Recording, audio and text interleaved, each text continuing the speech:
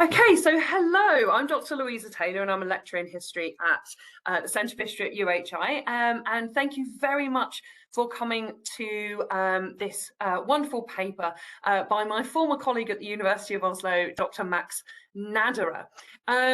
Now, Max is currently a postdoctoral fellow at the Department of Archaeology, Conservation and History at the University of Oslo. His PhD research examined the experience of violence during civil war in Denmark and Norway from 1130 to 1240. And his recent publication, you may be aware of, in Religious Rites of War Beyond the Medieval West, came out earlier this year, and that's entitled Religious Rites and Integrated Warfare in Civil War Era Norway. But today, really excitingly, he's speaking on his new research and some of the new findings that he's made within that, which is looking at violence elsewhere in Europe and particularly in Germany as well. And his current postdoctoral project is entitled Inhumane Violence, Social Order and Degrees of Humanity in High Medieval Europe. Today he'll be talking a lot about Scandinavia and Norse context, but broadening out as the project develops, which I'm sure we'll all be very interested to read the results of when they are available. So today his paper is entitled Experts of the Flesh, Priestly Expertise in Cases of Infanticide and Infanticide, and Ordeals in High Medieval Norway. So I'll invite Dr. Naderer to share his PowerPoint and begin his talk.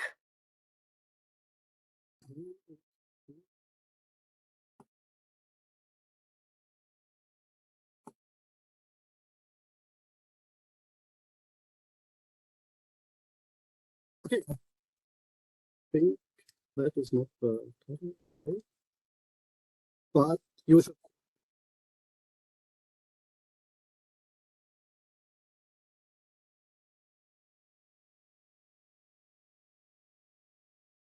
That's perfect now, Max. We can see the title page.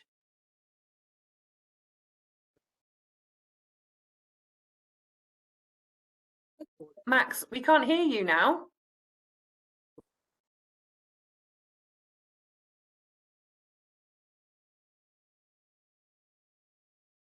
I don't know what the problem is. I can hear you now. So do you want to go ahead and just maybe speak up a little bit? Okay, I will just scream at the monitor and then you will hopefully hear me. Sorry for the inconveniences. Let's see. According to the Eddic poem Gudrunarkviða, Gudrun was accused by her husband Atli's mistress of adultery. Denying the charges, she engaged in an ordeal of hot water, seizing stones from a cauldron with boiling water in order to purge herself from the accusation. As she was innocent, her hand was unscathed. Then Herkia, the mistress, was forced to perform the same ordeal, but failed and scalds her hand, for which she was being drowned in a bog. On Gudrun performing the ordeal, the poem reads, "She stretched her bright hands down to the bottom, and there she seized the precious stones. Look now, warriors, acquitted am I, by the sacred test, how this cauldron bubbles." Then Atli's heart laughed with him when he saw Gudrun's hands all whole. According to this episode, no specific expert or judge was seemingly needed to determine whether the accusations were true and which person was guilty or innocent. All could see the signs. Several texts from the Middle Ages, also and especially from the North region, express the notion that the human body is expressive and can communicate. Outer appearance allowed conclusions about an individual person's character, nature, and behavior. High-born and noble persons were usually more beautiful and possessed some corporal qualities that people of lower rank usually did not possess. Physical ordeals were prescribed to prove guilt or innocence of an accused person, with unscathed flesh as proof of one's blamelessness, whereas burns, damage, wounds, and so on would validate one's culpability. Flesh speaks the truth, as Amy Eichhorn Mulligan condensed the message of Ruthuna Cleaver. Some things are easier to read as the community at large is consistently reminded, as for example in the case of a woman that is called to be Stuva or Nufa, meaning Stumby or Stubby, according to Gilafing's law's prescription for lower class women guilty of theft and subjected to facial mutilation. So here the crime was inscribed into the flesh and the whole community could read that and was reminded. However, there were several examples that attest that not everybody was able or allowed to read the flesh and attest the truth that it communicates.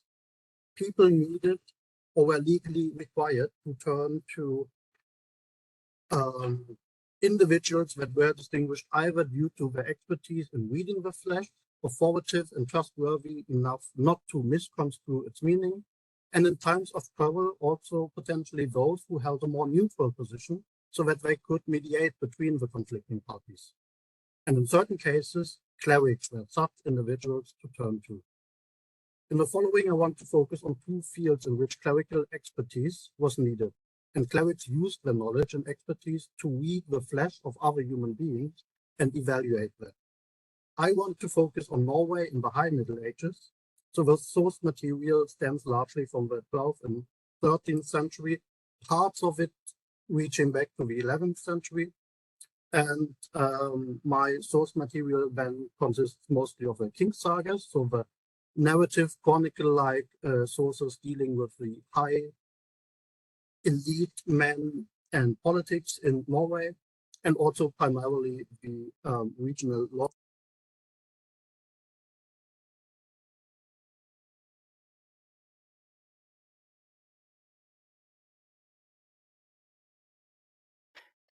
Max, sorry, we can't hear you again. Do you want to try moving the...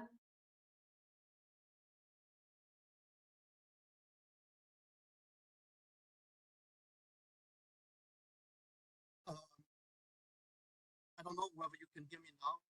Oh, yes, you're coming through, but very faintly. So do you want to... Okay, I keep... there, you're back. That's perfect. I just keep screaming then. Shall I just continue, or I don't know whether you lost me at some point? Could you go back a couple of minutes, maybe back to the beginning of the paragraph? Okay, basically, flesh speaks the truth. I was quoting another scholar, Amy Eichhorn Mulligan, who condensed the message of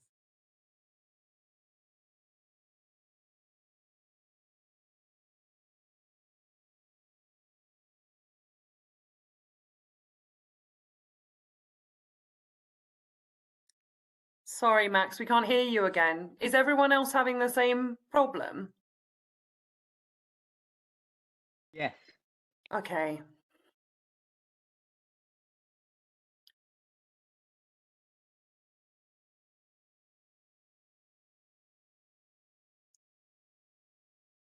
Louisa, I wonder if Max can perhaps send through his PowerPoint and one of us could do that for him, because it seems that I don't think that's the only issue, but I wonder if that might help. I can send it through. Yeah.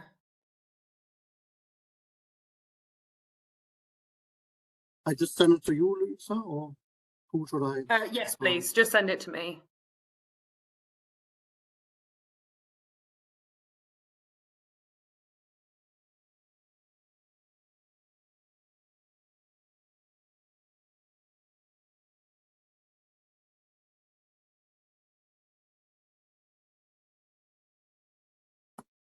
Just a second.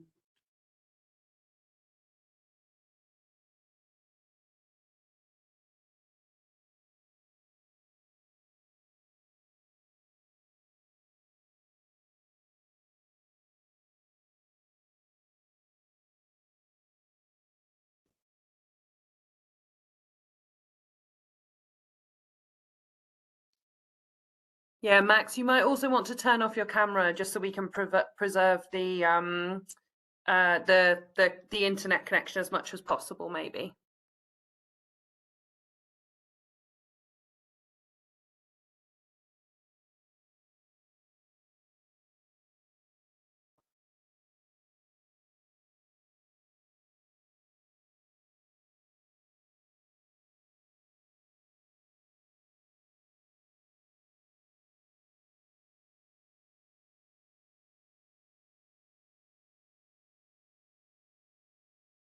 Louisa, the other possibility is, first of all, I'll pause the recording, but the other possibility is that Max leaves and joins again. I don't know if you suggested that.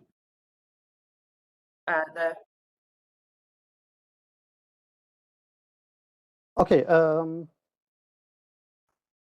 then second or third try. I don't know. Apologies for all the technological difficulties. I hope that works now. Basically, I was just giving a short introduction, quoting a poem and saying that Amy Eichhorn Mulligan has condensed the message of that poem as flesh speaks the truth. And there are some things that are easier to read as the community, the people living together are constantly reminded of these things. For example, the Güler-Things law has a prescription that lower class women guilty of theft are subjected to facial mutilation and should then be called constantly stufa or nufa, which means stumby or stubby. But there are also other cases and several examples that attest that not everyone was able or allowed to read the flesh and attest the truth that it communicates. People needed or were legally required to turn to individuals that were distinguished either due to their expertise in reading the flesh, authoritative and trustworthy enough to not misconstrue its meaning, and in times of conflict, potentially those that held the more neutral position so that they could mediate between the conflicting parties. And my argument in the following will be that clerics were such individuals to turn to in, well, basically two types of fields, which is the ordeal and which is the case of potential child abandonment when the child is born with certain deformities. So in the following, I want to focus on these two fields in which clerical expertise was needed and clerics used their knowledge and expertise to read the flesh of other humans and evaluate it.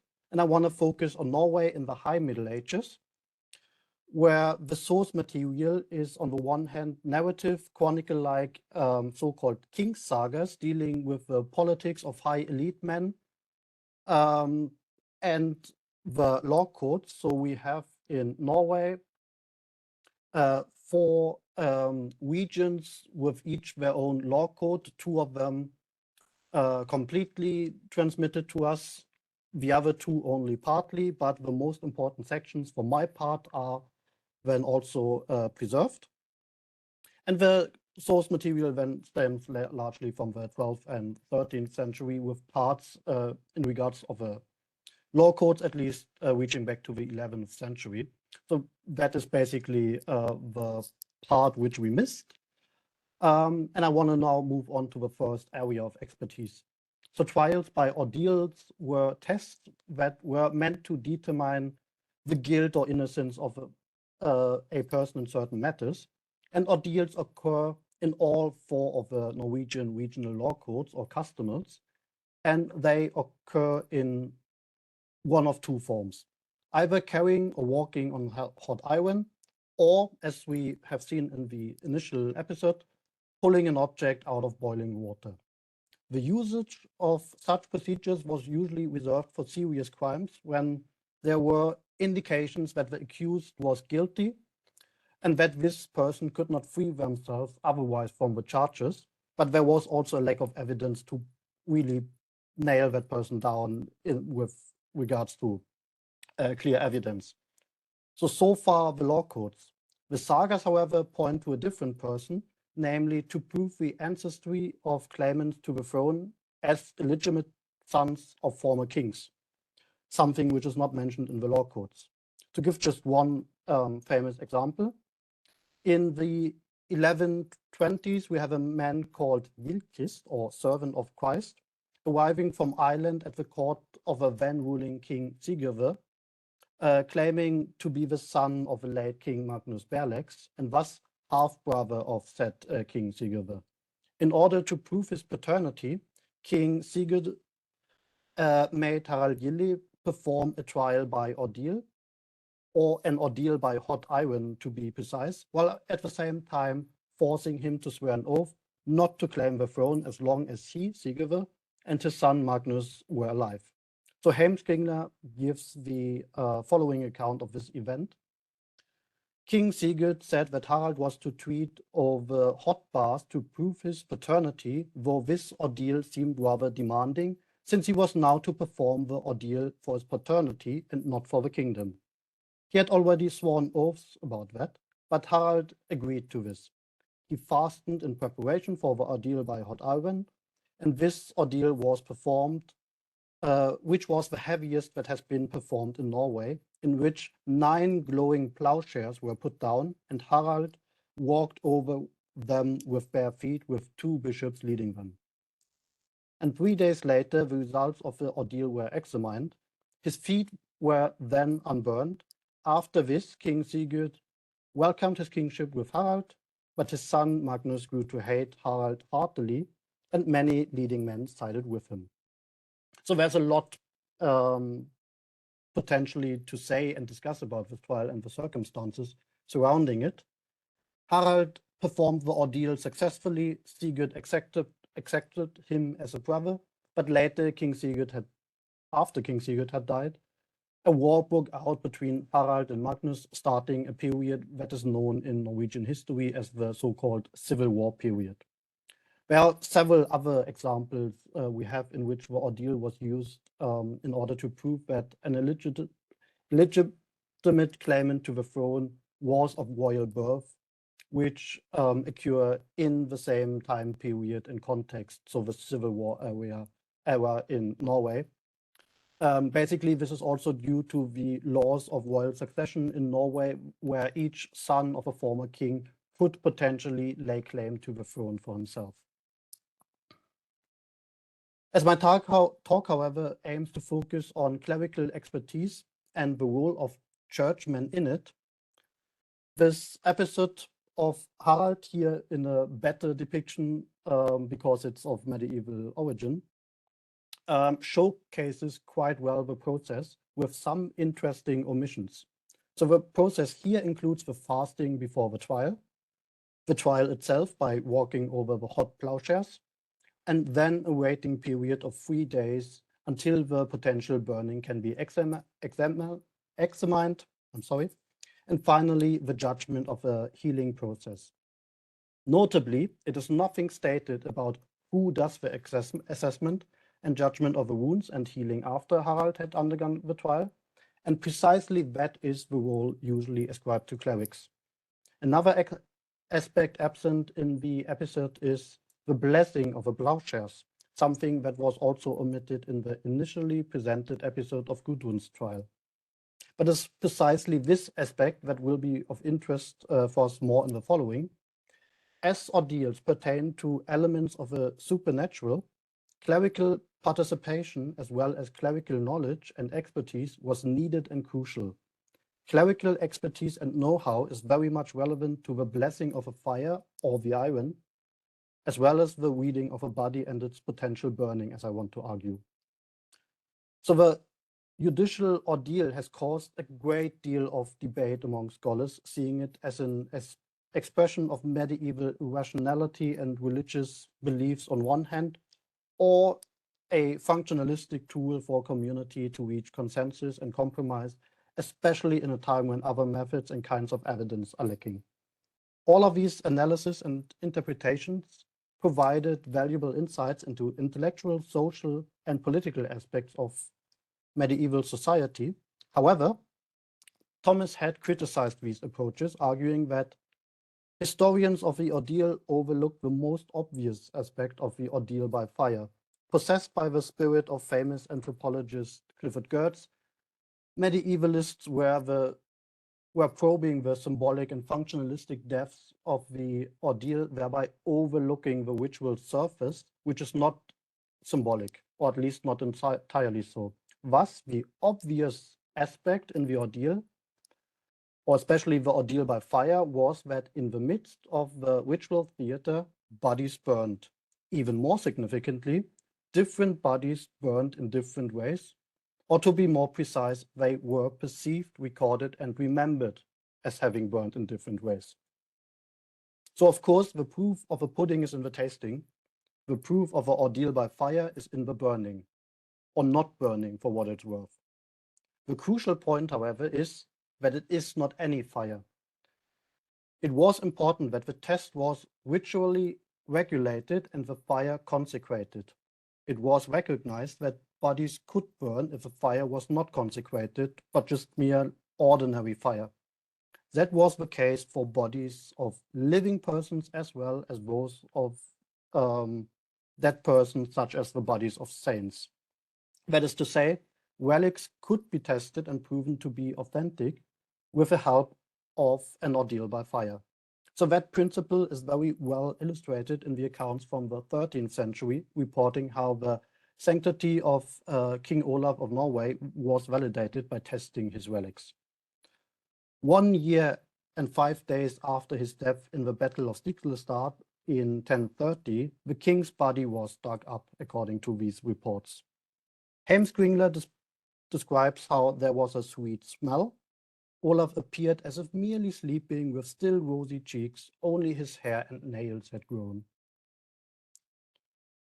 The so-called legendary saga of St. Olaf tells how the king's body still bled when they pulled the hair from the beard, and the opposition to the recognition of Olaf as a royal martyr saint came especially on part of Elgifu or Alfifa in Old Norse, and Svein, so that is the wife and son of Knut the Great, who had sent them to rule Norway on his behalf. So in the account of Heimskringla, that reads as in the following. Then Alfifa replies, then this hair will seem to me a holy relic if it does not burn in fire. For we have often seen people's hair complete and unharmed who have lain in the ground longer than this man. After that, the bishop had fire brought in a fire pan and blessed it and put incense on it. And that he put after that he put King Olaf's hair in the fire, and when all the incense was burned, then the bishop took the hair up out of the fire, and the hair was now unburned. The bishop let the king and other leaders see it. Then Alfifa ordered the hair to be put in unconsecrated fire. But reading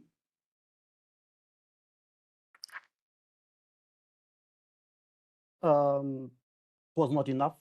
Here, clerical knowledge and expertise was also needed to make the ordeal feasible in the first place. So that is to bless and consecrate the fire and the iron for the ordeal, as we just saw.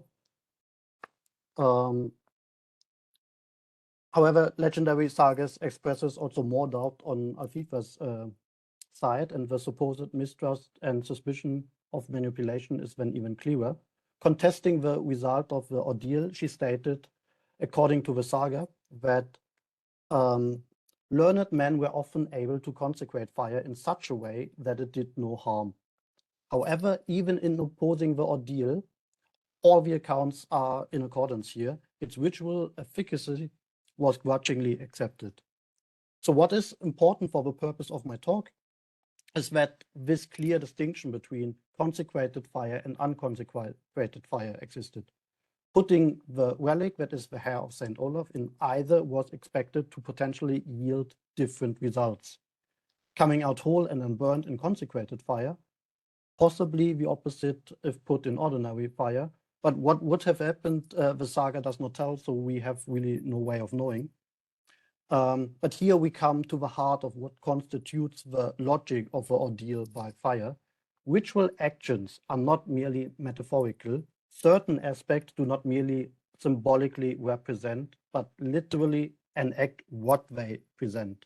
So the argument of Thomas Head then goes that consecrated, blessed fire was the literal embodiment of purgatorial fires. Therefore, a body's resistance to fire could serve as a particular index of a person's virtue. That means the fire would test the presence or absence of guilt which required purgation. However, the question of guilt, sin, and redemption does not exist as a mere either-or binary. Rather, there's a spectrum. Saints did not burn and their relics escaped the fire unscathed and unharmed. Heretics, on the other hand, are usually told to be completely consumed by fire. These were, however, the limits of a full spectrum of human virtue. Most people are and were neither saints nor heretics. The bodies of ordinary people neither survived the fire nor were completely consumed by it. So the judicial ordeal by fire simply used fire to read such ordinary bodies, and proper healing indicated the truth of a testimony, but one needed an expert to be able to read that intermediate space. Thus, reading the burning and healing of an ordinary person's body needed some knowledge about the supernatural as well as proper healing process. That was primarily the area of expertise of clerics, although at times the community witnessing the ritual could be involved, at least to confirm the result, as the sagas indicate. Take, for instance, Haukanar saga, Haukanarsona's account of the ordeal of Inga, the mother of the saga's protagonist, proving his royal birth. And as the hand of the king's mother was unbound, then God showed great tokens of his mercy, so that she was well clear, and all said who saw it that the hand was then far fairer when it had been before she took hold of the iron. Both friends and foes confirmed that. But yeah, again, reading was not enough, and one needed clerical knowledge and expertise to make the ordeal feasible in the first place. That is, to bless and consecrate the fire. So, and here I would also say one just has to love the ambiguity within the sagas at times. The power to decide the outcome of an ordeal came along with the power to defraud.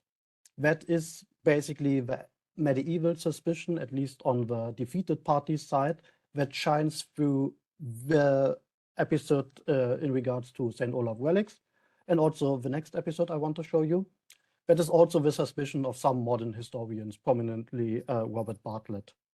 So to give one last example on this issue, in 1204, Erling Steinweg, the alleged son of former King Magnus Erlingsson, had to prove his royal birth in an ordeal by fire. So according to Böklunga saga, Erling Steinweg went to Tönsberg and began his second iron ordeal. Bishop Nicholas blessed the iron, and King Valdemar, who had arrived there at the time, swore the oath and advised on the iron ordeal. When the time came for Erling to pass the test, King Valdemar surrounded the church with armed men, making it clear that Erling's fate would be if he failed in the ordeal. Bishop Nicholas led Erling forward in the choir door, and as he released his hand from the iron, he held up Erling's hand, placed his fingers in it, and loudly proclaimed, "He has cleansed himself well. I have never seen a hand come out of the iron as unharmed as this one." The king stood straight in front of the choir door with all his men standing out in the church. They all began to praise God and sing Te Deum Laudamus. It should be suspicious enough that Bishop Nicholas, who led the trial by ordeal and was to judge Erling's wound, and thus the outcome of the ordeal, placed his fingers in Erling's hand, seemingly covering the wound. That stands in clear contrast to other episodes where the evidence was also seen by other people or even shown to them, such as in the case of the relics of St. Olaf mentioned earlier. However, prior to the ordeal, the saga tells that Erling Steinweg and Bishop Nicholas had reached an agreement in which the bishop made it clear that it was in his power to decide and determine the outcome of a trial. Thus, according to the saga, Bishop Nicholas reportedly had said to Erlinger, "And though I can imagine who your father may have been, I can use that knowledge as I see fit, provided that you wish to increase the honor and reputation of my relative Philippus and make him your Earl or Jarl in the Norse context. I will then stand beside you and join you in rallying this group, supporting you with all my power and that of all my friends, relatives, and any other resources I have at my disposal. The saga narrative here is in no way neutral and hardly subtle. Böklunga saga exists in two versions. The account of Erling's trial by ordeal occurs in the longer and younger version, which seems more sympathetic to the Birkebeiner faction, and that faction is not the faction of Erling Steinweg, but the opposing one and conflicting party of Erling, and for the most part also the opposing faction of Bishop Nicholas. However, the crucial point remains that it is the task of priests and bishops to weed the flesh of the probants undergoing the ordeal, and their expertise was crucial throughout the whole process. As I want to argue in the following, what is basically the second part of my talk today, there was a second area of expertise in which clerics read the flesh and body of human beings in order to investigate something fundamental about these human beings and their nature. Infanticide and child abandonment are usually associated with a pre-Christian past of Scandinavia. The assumption being that Christianization brought these practices to a stop, or at least these practices faded out after some time. So as an example, take the acceptance of Christianity in Iceland in the year 999 or 1000 as an official religion common to all the people as a compromise between the Christians and the heathens. According to Islandinger Bók, it was proclaimed that all people should be Christian, and that those in this country who had not yet been baptized should receive baptism. But the old laws should stand as regards the exposure of children and the eating of horse flesh. People had the right to sacrifice in secret if they wished, but it would be punishable by the lesser outlawry if witnesses were produced. And a few years later, these heathen provisions were abolished like the others. So that is basically the view on the acceptance of Christianity somewhat a bit more than 100 years later. However, the Norwegian laws, again, we have several law codes, on which I mainly want to focus here in the following, imply that even in Christian times, the abandonment of children remained an issue. Maybe less as a frequently encountered practical matter, but at least on a theoretical level, people thought about the possibility and need. According to these laws, the humanity of newborn children was to determine based on physical criteria, and crucially for our topic, clerical experts were to be consulted whose advice one needed to follow. In case of deformities, this became a crucial question for evaluation and to determine whether the infant was fully human and therefore deserved to be baptized, and well, in most cases also properly buried because the survival chances were quite low. It is in the so-called Christian law sections, or the Kristinrette, of the 4 regional law codes that infanticide and infant abandonment are covered. Notably, these law codes prohibit such practices and regard them as great murder with a consequence of outlawry. On the other side, they also prescribe infant abandonment in cases of severe physical deformity or impairment. And in general, the law codes seem to describe 2 kinds of deformities in which a child can be exposed or abandoned. The first kind relates to unsurvivable deformities and mispositionings of body parts. The second kind relates to animal-like appearances and the absence of certain human features. It was especially this kind of deformed infants or monstrous births that posed a problem for the normative human and Christian community. Both cases, however, required clerical expertise for the evaluation of the infant and its body, as well as for the baptism of the infant if a child was recognized as human being. So let's take a look at the section that prescribed the abandonment of infants. Parts of these law codes may stem from the 11th century, although the preserved manuscripts are younger. In the case of the Gulathing law, there also seem to be two layers, as King Magnus Erlingsson had revised the law in 1164, whereas its older parts were, according to the description of the law code itself at least, set down by King Olaf the Saint in the early 11th century. So thus the law states that every child which is born in our country is to be nurtured. So the law seemingly precludes every possibility of child abandonment. However, the part identified with Olaf states, unless it is born with such deformities that the face turn around where the neck should be, or the toes turn to where the heels should be, then that child should be brought to church and baptized and be put down in the church and left there to die. We find similar passages in the Eidsivathing law code protecting all children from being exposed, but the most serious impaired, outlining basically the same kind of deformities as the Gulathing law. However, here we also see the gradations of a spectrum from the impaired but baptizable human being to something rather inhuman, missing human head and voice. Thus the law states, each child which is born and has a human head shall be nurtured, even should any ill marks be upon it, and none shall lose its life.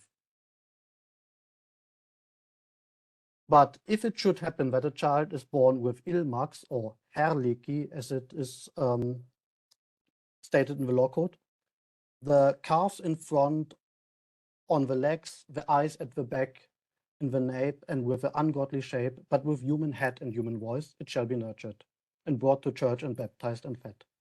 And then it shall be taken to a meeting with a bishop, and the child shall be shown to him, and whatever he advises shall be done. So as long as the child possessed a human head and voice, it should be baptized, nourished, and taken to the bishop, who will then presumably give counsel on whether to expose the child or not. However, if the child lacked these features and was born without human head and voice, then the child could be baptized and buried in a churchyard if the priest was willing and only following a certain procedure. So far, one could understand the law codes considering the fate of infants from a rather pragmatic and economic point of view. The way the deformities of the children's bodies are described makes it quite unlikely that the children were able to survive for long, if at all. And if they, against all odds, would survive, they were unlikely to be able to contribute to the community in the future, but would rather take up resources. So as these children were clearly considered to be human, they should be baptized and become part of a Christian community before being buried. Only if there were doubts regarding the humanity of the infant due to lack of certain features, that is, head and voice, it was up to the priest to decide. As the following sections of the Borgarting law will make clear, some forms of impairment were thought to be of supernatural or even evil origin. Thus, the Borgarting law outlines the same impairments as previously described in the Gulathing and Eidsivathing law. However, here it comes with additional features. So the head resembles that of a dog, and presumably instead of limbs, it has fins. Such a child, in contrast to all the prior prescriptions, were not to be baptized and not to be buried in the churchyard. They were to be taken to a remote spot, a fourvier, which likely indicates a flood mark where turf and sea meet, in any case, the area outside of consecrated ground. And that remote spot should then also be known as the evil's fourvier, clearly linking that abandoned child with a devil. The law code draws a line between the baptizable human and the monstrous other, and that monstrous other is conceived of as a human-animal hybrid. And it's not so much the question whether and how much medieval Norwegians actually encountered infants of that kind, but rather, well, if we can trust that law code, there was clearly some fear or concern to do so. Notably, human-animal hybrids were not unknown. According to some medieval conceptions of a world, fantastic and human-like people lived at the edges of the world, and among the so-called Plinian races, they found their way into medieval art and literature. There we find also dog-headed people, or xephali, as depicted here on a church fresco from basically around 1200 or a bit later, or also here on the Hereford Mappamundi, showcasing how fantastic human-like people were thought to inhabit the edges of the world. So here, I hope you can see that clear enough.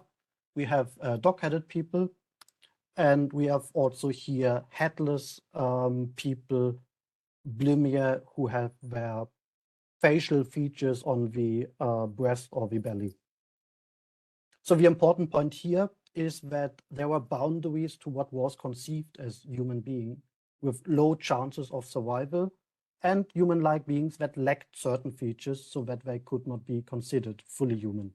And these beings were to be treated differently. The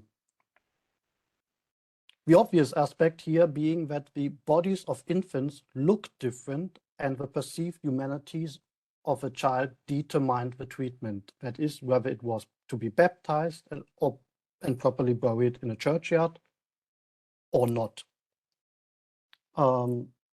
Yeah, I forgot to show you here in the middle of the Icelandic physiologos, you have also one dog-headed person. So clearly that knowledge reached Iceland. It's fair to assume that it reached Norway as well.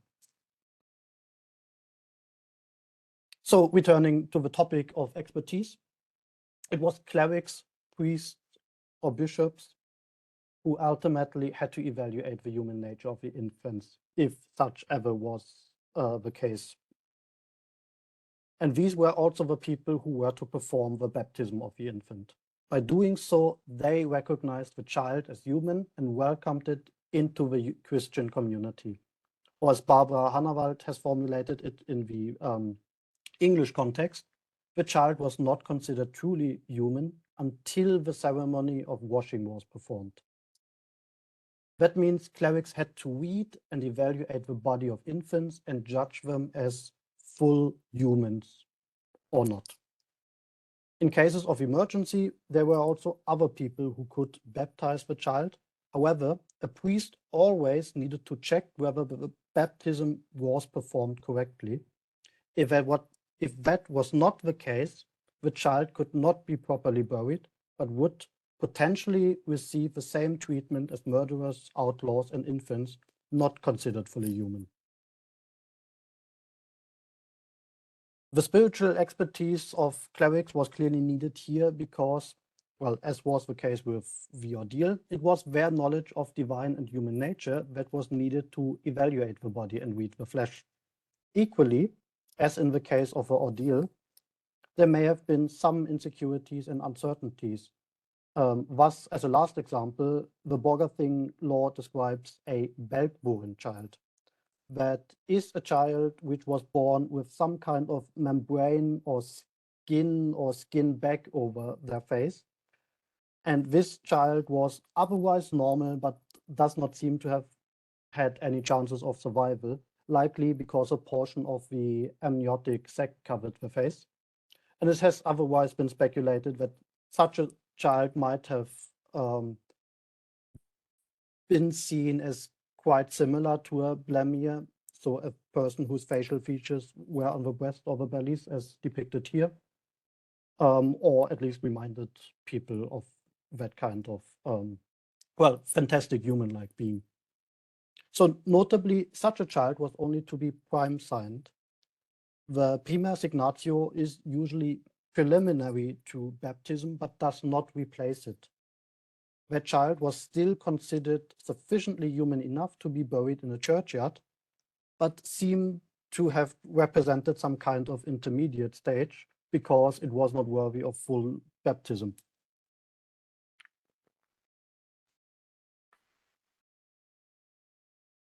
So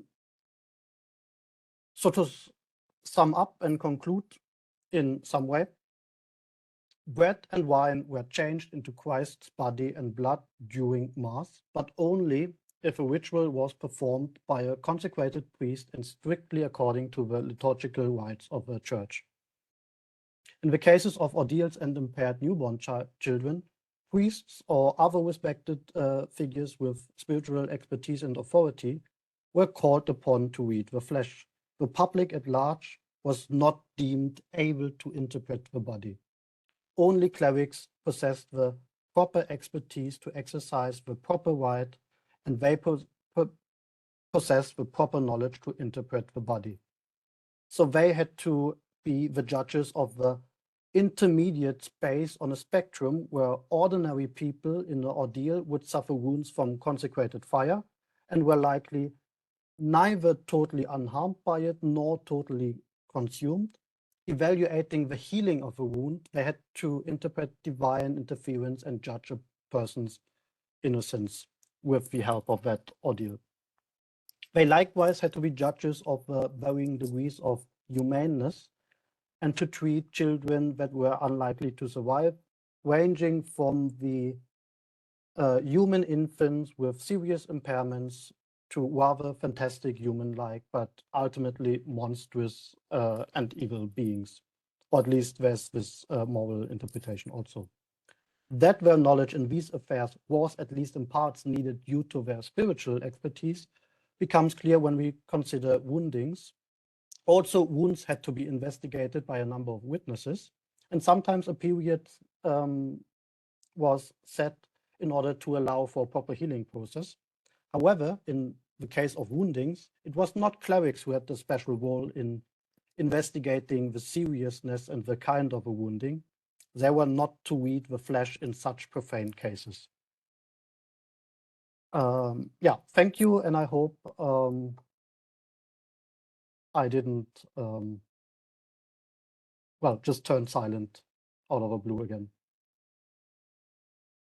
No, that was wonderful. Thank you so much, Max. I think you can turn your camera on now if you if that would be okay. We've got some virtual hands, so that's wonderful. Yes, I really enjoyed that, and I've got some questions myself. We've got time for a couple of questions. I'll invite some questions from the audience. If anyone would like to either use the hand raising function to put their hand up and speak on the microphone, or put a question in the chat. Otherwise, while people are speaking, I will come in with my own question. So in terms of ordeals, particularly those ordeals involving kings and deciding, you know, whether or not their claim to the throne is legitimate. In Norway, they're doing that at a time when it's sort of not happening in the rest of Europe to the same degree, or when the church is moving away from the use of ordeal as a measure of judgment. And I wonder whether there is a very particular sort of context in Scandinavia that means that, or in Norway, we should be more precise, that means that the way in which these ordeals are conceived of is different to other places in Europe. Have you found that in your research?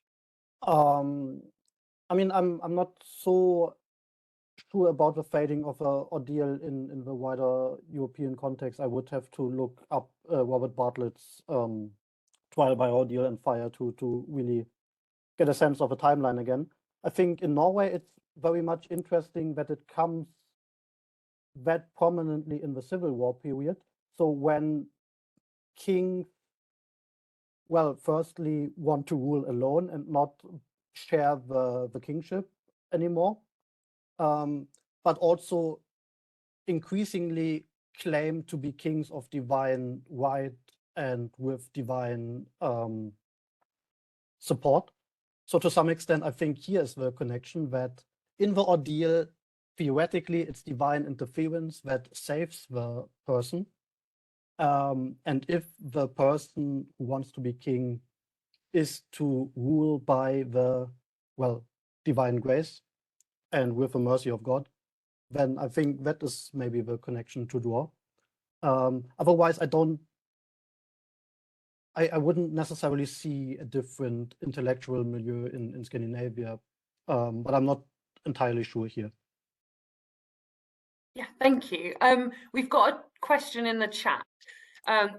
Is there a way of estimating how well the ordeal worked, or in terms of whether it was considered to produce the correct verdict? Or I know that some scholars have suggested, for example, that these are all literary constructions essentially, and that there was a performance aspect to this. So can you speak to that a little bit? Yeah, I think basically the short answer is we have no way of knowing. The longer answer is we are not dealing with ethnographic accounts, so we get to know what other people want us to read. So in the Scandinavian case, all but one of the ordeals told in the sagas work. I don't think we can just assume that this is how it was in real life. And the argument of Peter Brown, Stephen White also goes into the direction that if an ordeal is an instrument for consensus, then it's rather bringing parties together, threatening to undergo the ordeal, but when these parties usually reach a compromise before it even goes to, well, someone undergoing the ordeal, and whether it comes to that. So to some extent, I think it's very much in the same way that Gerd Althoff describes rituals. There's a lot of negotiation in the background going on, and a lot of performance and theater, so that in the end, the parties just agreed that it would be successful. However, I think in the cases that an ordeal was performed without necessarily such an agreement, then we still have to think in this kind of spectrum that I wanted to describe. A wounding doesn't mean that a person is fully guilty or fully innocent, because if it's an extension of the purgatorial fire, then every ordinary person would have had some wounds, and you needed someone to just say, yeah, that's fine enough. So to some extent, the ordeal in some interpretations is very much a instrument of compromise, but how often it was performed, we hardly have any way of knowing. Especially in the Norwegian case, where we only have the spectacular ones. Yeah, I think this spectrum idea is very interesting, because it's that sense of when they say, you know, the hand is healed. You know, we've made that assumption that means there's no wound at all, but actually we might be misunderstanding what they're trying to tell us there, which I think is really interesting part of your argument. I mean, the sagas in part overstate their case also when the persons say, I never see a hand as unharmed as this, or this hand is almost more beautiful than before the ordeal. Yeah. But yeah. Yeah. Another question in the chat. Have you come across any mention of balms or other aspects like balms being used before or after these burning trials, or any mention of the sensorial or emotional reactions from these being from those being put on trial? I think I need some help here. Balms. Yeah. So a cream. Okay. Yeah. Yeah. Then there's one interesting case of well, basically the case I described, but I didn't describe the case as such, but only the outcome. Haukonar's saga, Haukonarssona, Inga, the mother of Haukon, who undergoes the trial by ordeal on behalf of her son to prove that she's the mother of a king, basically. She is to fast a couple of days before the ordeal, and then someone comes and offers some herbs, some leaves that should basically secure that the ordeal just goes smoothly. Of course, he is sent away, and everybody is warned that that person should not come near Inga again. But that is the only one I know where there is this hint of potential manipulation with the help of herbs in that case. Yes, that's the one I was thinking of as well. Thank you, Max. Lucy, do you want to come in with your question? Yes, thank you very much, Max. That was really interesting. I just had a question about how far the spiritual expertise of the clerics in these circumstances were linked or rooted in previous practices of pre-Christian Norwegian times, and who would have carried out the actions previously if before there was a Christian cleric to take on that role. That is a very interesting question and somewhat hard to answer. However, it does not seem that we have that kind of trial by ordeal or that ordeal in Scandinavia before the Christianization. The only thing that comes close to that is basically ordeal by dueling, so two people fighting each other. We have some accounts of missionaries proving that their god is stronger and that they basically can withstand fire or hot water. So it seems, according to the sources that we have, that missionaries might have brought that to Scandinavia, and that it might have originated from that. The real origin, like in a European-wide perspective, is then harder. It might have been that the Franks had done something like it in pre-Christian times, but we do not really know, and we only have really Christian sources that really speak of it.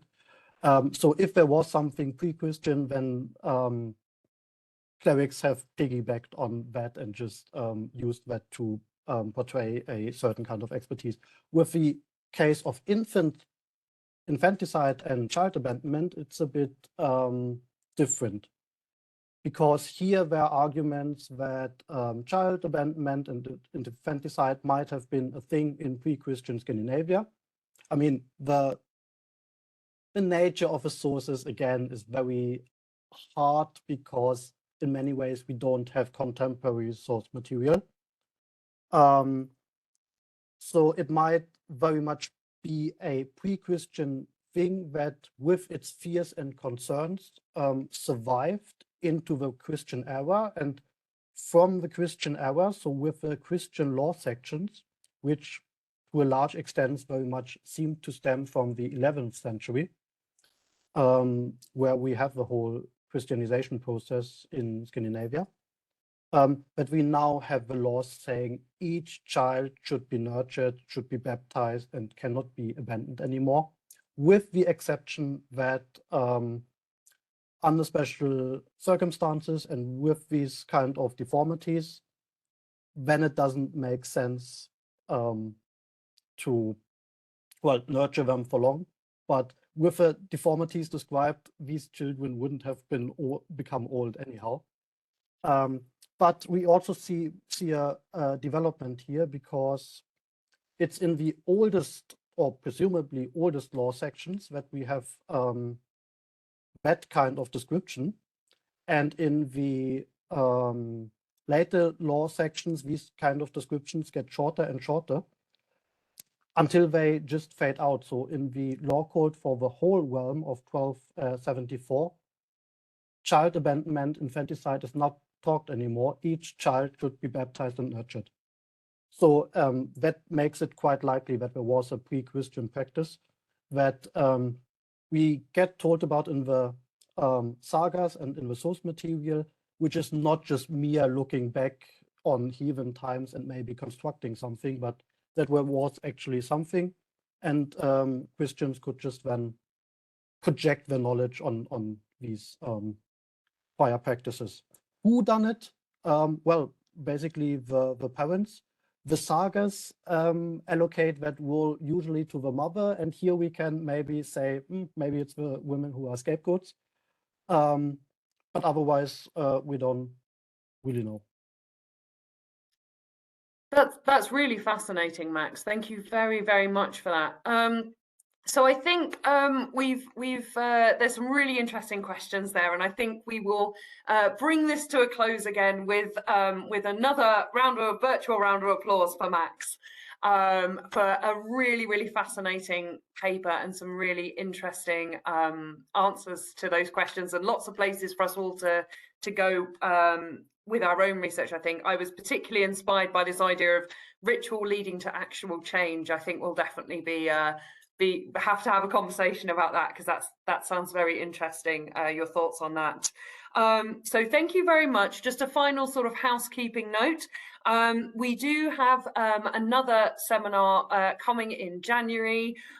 This will be on the 23rd of January, and it will be Professor Ewan Cameron, and his paper will be The Scottish Office and the Revival of the Idea of a University for the Highlands and Islands in the 1990s. So particularly relevant for us and my colleagues at UHI. So thank you very, very much for that, and I hope to see you at a future talk. And thank you very much. Yes.